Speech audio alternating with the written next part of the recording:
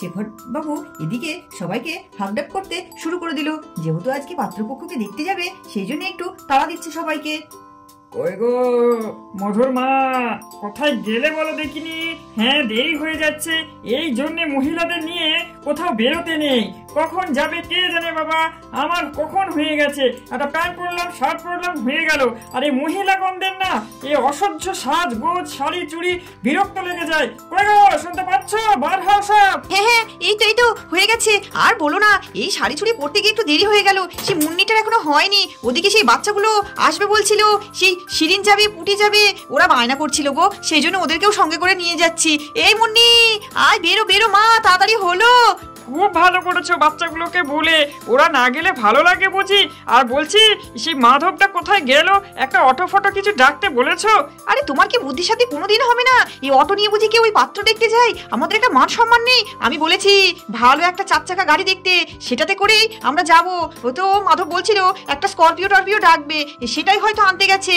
ওই ওপাড়ার ওই ছেলেটা স্করপিও চালায়, সে তাদের বাড়িতেই গেছে। ও বাবা, আবার স্করপিও? কত ভাড়া পড়ে যাবে বলো দেখিনি। আরে মেয়ের বিয়ে দেবে, অত কিপটিমনা করছো কেন বলো তো? ভাড়া যা পরে পড়বে। এই মুন্নি, এই শুনতে পাচ্ছিস? তাড়াতাড়ি আয়। আর এই মাধবটা গাড়ি রাখতে গিয়ে যেন গাড়ি হয়ে গেছে। এই দেখো তো, এই বেলা গড়িয়ে আবার সন্ধ্যা হয়ে যাবে। কি বলবে বলো তো তারা? আমাদের দুপুরে দুপুরে যাওয়ার কথা হচ্ছে।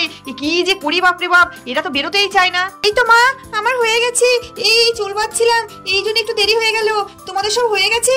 দাদা চলে এসছে গাড়ি ডেকে নিয়ে। এদিকে পুটি শিরিনও চলে আসলো। কাকিমা কাকিমা, এই দেখো আমরা একটা বাইরে গাড়ি দেখলাম, ওই গাড়িটা করে কি যাবো? সেই টাটা সুমো গাড়ি, আমার খুব ভালো লাগে ওই গাড়ি চড়তে। এই আমরা বুঝি ওই গাড়িটা করেই যাবো? ওই গাড়িটা থেকে করেই আমরা সবাই মিলে যাব। আচ্ছা চল চল। সে মাধব তো এলো না এখনো। ও মধু, মা একটু বাইরে আয় দেখি, আমরা সব বেরোচ্ছি। মা, এই পুটি শিরিন এরা সব কোথায় যাবে আমাদের গাড়িতে করে? ওরাও সব আমাদের সঙ্গে পাত্র দেখতে যাবে রে। ওদের না নিয়ে গেলে হয় বলতো? সারাদিন আমাদের বাড়িতে থাকে। তোরও যেমন দিদি হয়, ওরও তো তেমন দিদি হয়, ওই জন্য ওদেরকেও নিয়ে যাচ্ছি। যাও যাও, তুমি ওদেরকেই নিয়ে যাও, আমি যাবো না। সব সময় যেখানে যাবে আমাদের সঙ্গে সঙ্গে ওদেরকেও যেতে হবে। আমি যাবো না, আমি চললাম, ঘরে চলে যাচ্ছি। দেখেছিস পুটি, মন্নি দিদিটা কেমন হিংসা? আমি তো যাচ্ছি বলে কেমন বলছে, দেখ আবার ঘরে চলে যাচ্ছে রাগ করে। আরে মা, ওরকম করে না, এ তোমার ছোট ছোট বুনু হয় সব। সবাই মিলে আমরা আনন্দ করতে করতে যাবো, ওরকম রাগ করতে হয়? তাই বুনুদের সঙ্গে সব সময় খেলাধুলো করো, আবার এখন বলছো নিয়ে যাবো না। এরকম বলতে হয় না বাবু, সবাই মিলে যেতে হয়। আমরা তো সবাই একসঙ্গে থাকি, একই পরিবারের মতো থাকি, তাহলে ওরকম বললে হয় বুঝি? চলো চলো সবাই মিলে যাই। ওই দেখো তোমার মাধব দাদাও চলে এসছে। হ্যাঁ, তোমাদের হলো, চলো চলো তাড়াতাড়ি চলো, দেরি হয়ে যাচ্ছে তো, গাড়ি চলে এসছে। মা, এই নাও, এই ব্যাগটা সঙ্গে করে নিয়ে যাও। এই ব্যাগটার মধ্যে একটা জলের বোতল দিয়েছি, রুমাল দিয়েছি, আর টাকা ফাঁকা যা আছে সব এই ব্যাগের মধ্যেই আছে, আমি গুছিয়ে দিয়ে দিয়েছি। ব্যাগটা সঙ্গে করে নিয়ে যাও। মা, সবাই মিলে চলো, আমি এলাম বলে মাধব বাইরের দিকে চলে গেল। চল চল সবাই মিলে চল, দেরি হয়ে গেল বলে রীনা দেবীরা সবাই বেরিয়ে পড়লো। এদিকে রীনা দেবীরা তো সবিতা দেবীদের বাড়ি পৌঁছে গেলেন। আরে এবার সবিতা দেবী কি বলছে আমরা শুনে নিই। আসেন আসেন দিদি, চলে এসছেন, আসেন বসেন। ও বাবা, এ তো দেখছি পুচ্চুগুলোও এসেছে। এসো এসো সবাই মিলে এসে বসো বসো, এসে সোফা এসে বসো। দিয়ে সবাই বসতে চলে গেলেন। এদিকে মুন্নিরাও ঘরের মধ্যে ঢুকে বসতে চলে গেল। ওদিকে সবিতা দেবী ডাকলো, এই মুন্নি এদিকে এসো এসো, তোমরা এসে আমার কাছে এসে বসো। তারপর আপনাদের আসতে তেমন কোনো অসুবিধা হয়নি তো? না না, আমাদের সেরকম কোনো অসুবিধা হয়নি। তারপর এই পিচ্চি দুটোর নাম কি কি বলেছিলে বেশ আগের দিন? আমার তো ঠিক মনে নেই, কি পুটি না কি বলেছিলে একটা? আর তোমার নাম? কাকিমা, আমি পুটি। আরে ও শিরিন, জানো তো আমরা পিপিতে পড়ি। ও বাবা, তাই তোমরা পিপিতে পড়ো? তাহলে তো খুব ভালো কথা।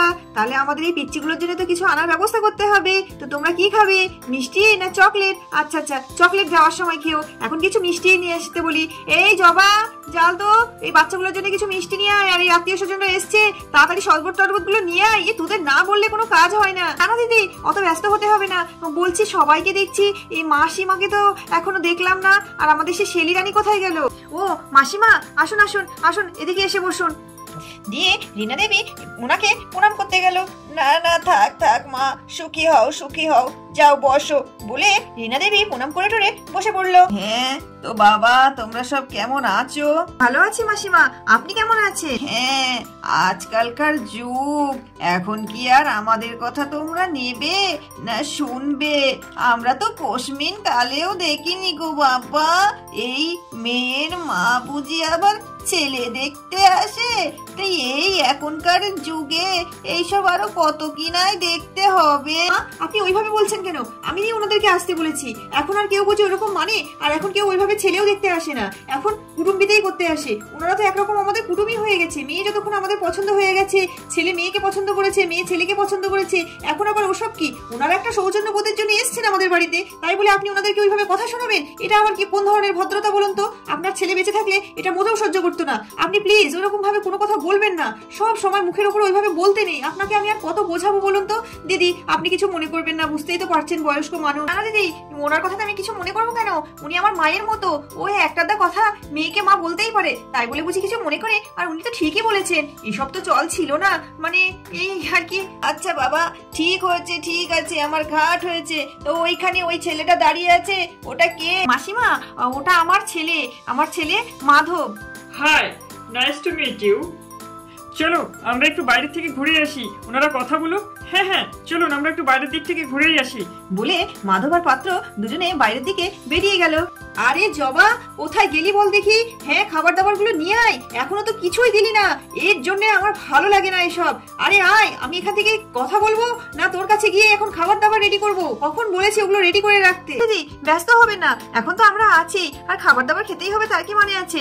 আচ্ছা চলুন, আপনার বাড়ির এই চারিপাশটা খুব সুন্দর, ঢোকার সময় দেখলাম, আমরা একটু বাইরেটা দেখে আসি। ঠিক আছে ঠিক আছে, চলো দিদি, তোমাদেরকে আমাদের পুরো বাড়িটা ঘুরিয়ে দেখাই, আর বাইরে বারান্দাতে বসেই তাহলে কথাবার্তা সারা যাবে। চলুন আমরা একটু বাইরের দিক থেকেই ঘুরে আসি। হ্যাঁ হ্যাঁ, যাও বৌমা, মেয়ে শ্বশুর বাড়ি দেখতে এসছে বলে কথা, একটু চারিদিকটা ভালো করে ঘুরিয়ে ফিরিয়ে দেখিয়েই এসো। বন্ধুরা, তোমরা তো বুঝতেই পারছো, তোমাদের মধু দিদির বিয়ে ঠিক করা হচ্ছে। তো তোমাদের মধু দিদির শ্বশুর বাড়িটা কেমন দেখতে হবে না?